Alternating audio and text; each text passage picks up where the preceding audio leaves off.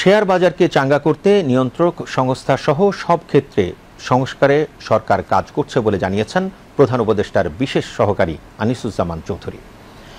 বাংলাদেশ বিনিয়োগের জন্য প্রস্তুত উল্লেখ করে বিদেশি বিনিয়োগকারীদের এদেশে বিনিয়োগের জন্য আহ্বান জানান তিনি। সকালে রাজধানীর একটি হোটেলে দেশের শেয়ার বাজার নিয়ে আয়োজিত বিদেশি বিনিয়োগ সম্মেলনে এসব কথা বলেন তিনি। আনিসুজ্জামান চৌধুরী বলেন, অর্থনীতি পুনরুদ্ধারে সরকারের প্রচেষ্টা অব্যাহত রয়েছে। এ সময় দেশের শেয়ার বাজারে বিদেশি বিনিয়োগকারীদের আকৃষ্ট করতে নানামুখী পদক্ষেপ নেয়ার কথা তুলে ধরেন পুঁজিবাজার সংশ্লিষ্টরা।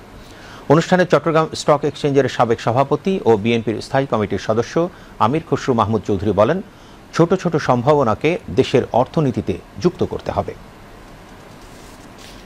That Bangladesh is investable, that the opportunity is real, and that our capital market is getting ready to support and absorb long-term productive investment. This summit is therefore more than just a platform for foreign capital. It is an open invitation for all investors from home and abroad to rediscover the possibilities that Bangladesh offers.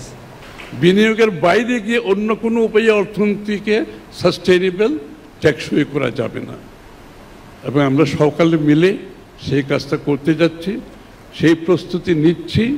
আগামী দিনের বাংলাদেশের জন্য দেশি বিনিয়োগ, বিদেশি বিনিয়োগ এবং capital মার্কেটকে আমাদেরকে উচ্চ পর্যায়ে নিয়ে যেতে হবে।